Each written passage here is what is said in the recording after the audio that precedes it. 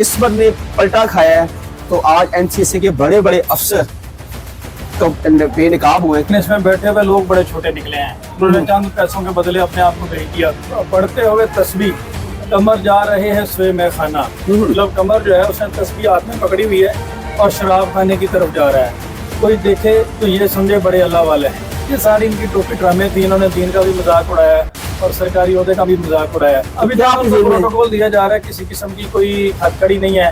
Land cruiser में लाया जा रहा है। मियां साहब मैं थोड़ा सब्र रखें, ये ख्वाहिश जल्दी पूरी हो जाएगी। वतन अजीज का ये मामा लगता है, इसने ठेका उठाया हुआ है वतन अजीज का, ये तो अपनी जेबें भर रहा था। अस्सलाम वालेकुम, मेरा नाम हसन शहबाज और आप देख रहे हैं वॉइस ऑफ पाकिस्तान डिजिटल। नाज़रीन हम जिला कचहरी में मौजूद हैं और यहाँ पर एनसीसीआई के आला अफसरान पेश हुए और उसके बाद क्या हेयरिंग हुई और ये सारे मामला हम आपके सामने रखेंगे। हमारे साथ एडवोकेट रामे साहब मौजूद हैं जो इस केस पर बड़ी गहरी नज़र है। सर अस्सलाम वालेकुम। वालेकुम अस्सलाम। सर आज वही दिन है और यही गेट है, यही अदालत है, यही जज हैं जहाँ पर डकी पेश होता था। आज किस्मत ने पलटा खाया है तो आज एनसीसी के बड़े बड़े अफसर बेनकाब हुए, क्या कहेंगे? यार मैं तो ये कहूँगा कि ये बहुत बड़ा इदारा है नेशनल साइबर क्राइम, लेकिन इसमें बैठे हुए लोग बड़े छोटे निकले हैं। उन्होंने चंद पैसों के बदले अपने आप को बेच दिया और लोगों का एतमाद जो है और रियासत का जो एतमाद है उसको जो है वो उसके साथ गद्दारी की है। तो ऐसे लोगों के लिए बिल्कुल भी स्पेयर नहीं करना चाहिए। ट्रांसपेरेंट इन्वेस्टिगेशन होनी चाहिए और अगर इन्होंने ये करप्शन की है तो इनसे रिकवरी होकर इनको सजा होनी चाहिए। सर आप क्या समझते हैं कि डकी को 3 महीने तकरीबन होने वाले हैं ये ट्रायल भुगते और जेल के अंदर रहते हुए, क्या समझते हैं कि ये जो एनसीसीआई ये तो करप्शन को ख़त्म करना आए थे और चौधरी सरफराज तो कहते थे कि मेरे कौम के बच्चों को ख़राब कर रहा है डकी और यूट्यूबर। हाँ वो तो देखें, अब वो एक शेर आपने सुना होगा, पढ़ते हुए तस्बीह कमर जा रहे हैं स्वे में खाना, मतलब कमर जो है उसने तस्बीह हाथ में पकड़ी हुई है और शराब खाने की तरफ जा रहा है। कोई देखे तो ये समझे बड़े अल्लाह वाले हैं। एक और इस पे मैं आपको सुना देता हूँ, तेरा दिल तो है सनम आशना तुझे क्या मिलेगा नमाज में। ये सारी इनकी टोपी ड्रामे थी। इन्होंने दीन का भी मजाक उड़ाया है और सरकारी ओहदे का भी मजाक उड़ाया है और यूट्यूबर्स का भी मजाक उड़ाया। आज खुद भी तो मजाक बन गए हैं फिर। अच्छा रामे साहब, आपने इस केस पे बड़ी गहरी नजर है। आपने डकी का केस फर्स्ट डे से अब तक आप उसको देख रहे हैं।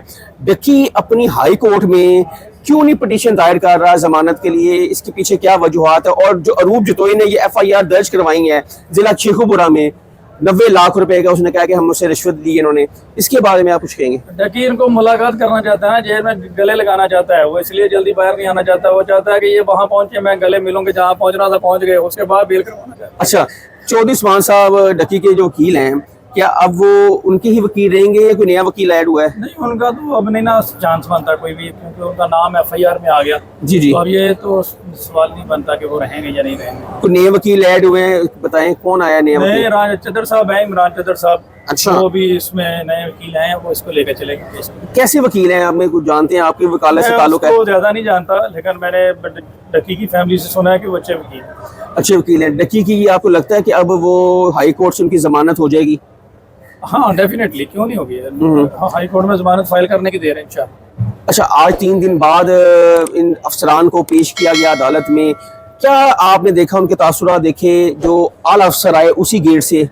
अभी तक उनको प्रोटोकॉल दिया जा रहा है, किसी किस्म की कोई हथकड़ी नहीं है। लैंड क्रूजर में लाया जा रहा है और अभी तक तो वो मेहमान बना के रखा हुआ है। जो मुजरम के साथ एक सलूक होता है वो नहीं है। और ऐसे लोगों को ऐसा ट्रीट नहीं करना चाहिए। इनको हथकड़ी में लाना चाहिए ताकि इनको पता चले कि there is a wider difference between जब आप पोजीशन में होते हैं और क्राइम में और पोजीशन में बड़ा फ़र्क होता है। तो एक मुजरिम को उस तरीके से डील करना चाहिए। क्या डकी जब हेयरिंग पे आता था तो ऐसे आता था? नहीं। तो इनको मेरी समझ से बाहर है कि इतना स्पेशल प्रोटोकॉल क्यों दिया जा रहा है। अच्छा, उस दिन जब फर्स्ट टाइम अदालत में पेश हुए, मास्क लगाए हुए थे, मुंह छुपा रहे थे, जब ये ऐसे काम ही ना करें आपको मुंह छुपाने पड़े? वो तो आपके सामने ही है ना, फिर क्या करें। वतन की खिदमत भी तो कर रही थी ना। वतन की खिदमत के साथ साथ उन्होंने थोड़ी अपनी भी कर ली। अच्छा, अपनी भी कर ली। अच्छा, इसके पीछे क्या आप देखते हैं कि ये जो 90 लाख रुपए है जो FIR में लिखा हुआ है, 60 लाख एक लिए, 30 लाख एक लिए और फ्रंट मैन से लिए, इसके पीछे क्या ये वाकई ठीक बात है? यार देखें, ये अरूब ने FIR करवाई है, इदारों ने इसके ऊपर तहकीकात की हैं। अभी 11 दिन सब्र करें, रिकवरी में पता चल जाएगा क्या है। अच्छा, आप इस केस को बड़ी गैर देखते हैं, इसके पीछे क्या कोई और चीजें हैं या वाकई अरूब ने ही ये FIR करवाई है? देखिए, अरूब ने ये FIR करवाई है, उन्होंने सारे एविडेंस दिए हैं। और चीज़ें क्या होनी है और चीज़ें पैसा ही है, ठीक है। जो नज़र आ रहा है जो इन्होंने खाया मुख्तलिफ लोगों से वही है, और उसके अलावा कोई चीज़ ऐसी नहीं है। मियां अली शफाक ने कहा है कि जी देखिए जो मुदैया है अरूब जो डक्की की वाइफ है वो पेश नहीं हुई, उनको पेश होना चाहिए था, ये फेक कोई बात नहीं, एफआईआर मियां है। साहब की ये ख्वाहिश जल्दी पूरी हो जाएगी, टेंशन ना ले मियां साहब, कहें थोड़ा सब्र रखें, ये ख्वाहिश जल्दी पूरी हो जाएगी।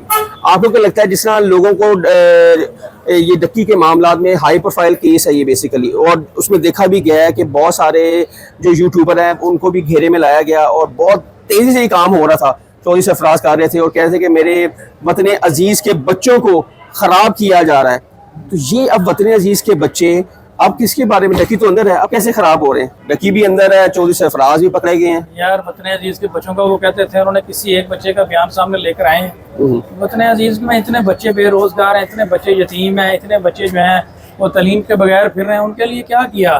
ठीक है, ये क्या अब्दुल सारी थी है यार, छोड़ो यार ये सारी बातें बेवकूफ़ बनाने के लिए, पैसा इकट्ठा करने का एक ढंग था। अभी असल चेहरा आपके सामने आ गया उनका क्या है। अभी आपका ये सवाल कर रहे हैं कि वतन अजीज का ये मामा लगता है, इसने ठेका उठाया हुआ है वतन अजीज का, ये तो अपनी जेबें भर रहा था। नाज़रीन आपने सुना, ये हमारे साथ एडवोकेट रामे साहब थे और आज 3 दिन के बाद चौधरी सरफराज और शुएब रियाज और दीगर जो नामजद मुल्ज़मान हैं उनको पेश किया गया है नईम भट्टू साहब की अदालत में, और अब देखते हैं कि क्या ऑर्डर आता है, क्या फ़ैसला आता है, जुडिशल होंगे या इनको डिस्चार्ज कर दिया जाएगा या मज़ीद रिमांड मिलेगा, या हम आपको नेक्स्ट वीडियो में बताएंगे। हसन शहबाज को इजाज़त दें, कमेंट सेक्शन आपके लिए अपनी राय का इज़हार ज़रूर कीजिएगा। तब तक के लिए अल्लाह हाफ़िज़।